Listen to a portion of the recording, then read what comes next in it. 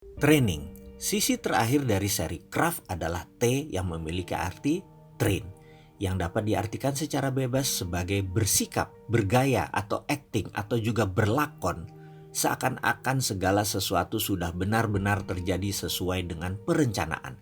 Filosofi yang mendasari T ini adalah bahwa manusia makhluk holistik alias menyeluruh. Artinya kita merupakan sebuah paket sistem yang terintegrasi, atau kita adalah gabungan dari berbagai unsur pendukung yang akhirnya membentuk kita. Seperti jargon yang dilontarkan, yaitu you are what you eat, you are what you wear, you are what you think, dan lain sebagainya. Dunia aplikasi psikologi peduli sekali terhadap keholistikan ini. Sebagai contoh, dalam modeling, salah satu aspek penting yang perlu diamati adalah faktor fisiologis, yaitu meliputi postur, gerakan, dinamika, yang intinya adalah vibrasi getaran yang dipancarkan melalui gerakan fisik sisi luar manusia. Artinya, dengan gerakan fisiologis yang berbeda, maka kita pun secara otomatis akan menjadi orang yang berbeda pula. Dan tentu dengan obsesi dan pola pikir yang menjadi berbeda pula. Selanjutnya, bahkan emosi yang merupakan produk dari biochemistry tubuh ternyata juga sangat terhubung dengan aspek fisiologis. Dengan pemahaman ini, maka merubah emosi resah menjadi emosi tenang bahkan dapat dilakukan secara alamiah dalam hitungan detik. Di antaranya dengan memanfaatkan pola fisiologis yang mendukung munculnya masing-masing emosi ini. Nah, jika kita jeli terhadap sifat holistik ini, maka dengan mentraining diri kita akan kemakmuran dapat secara alami memasuki pola fisiologis tertentu, maka akan mengakibatkan perubahan arah emosi dan pemikiran.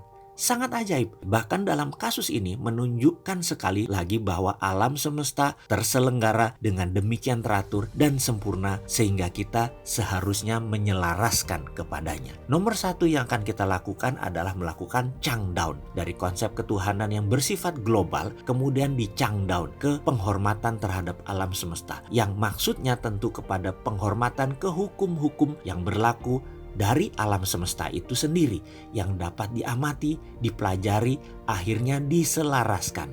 Kita diawali akan menemukan presupposition, tradisi pribadi yang mungkin bisa menghalangi kemakmuran karena menjadi platform berpikir.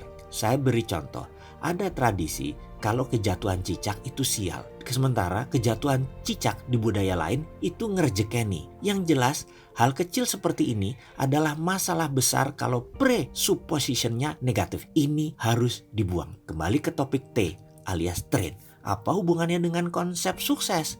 Ya, tentu teramat sangat berhubungan. Fisiologis mereka yang sukses serta kebiasaan sangat berbeda dengan mereka yang kurang sukses. Train berarti kita berakting seakan-akan segala sesuatu sudah terjadi sesuai dengan perencanaan. Acting ini harus dilakukan terus-menerus sampai dengan pencapaian kompetensi sikap tertentu. Train dapat dimaknai sebagai proses membuat blueprint sukses secara terus-menerus sehingga menjadi sangat jelas, bahkan sampai seluruh sistem kesadaran kita mengenalinya. Bagi yang mempercayai, bahkan acting ini sedemikian sempurnanya sampai-sampai alam semesta pun turut mempercayai, dan selanjutnya akan merubah persepsinya terhadap kita, dan pasti terjadilah. Jika kita ingin berlimpah secara materi, maka kita harus bersikap seakan-akan kita benar-benar sudah memiliki keberlimpahan itu. Mengapa begitu? Pikiran bawah sadar tidak mengenali kuantitas dan kualitas.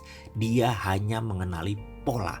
Segera kita praktekkan dengan menyusun pola-pola tertentu yang sesuai dengan arah keinginan kita dalam kemakmuran, yang merupakan program ulang pikiran bawah sadar Anda. Kalau tidak diatur, maka semuanya akan berantakan. Tidak terbentuk bangunan kemakmuran, kebahagiaan, dan kesehatan itu.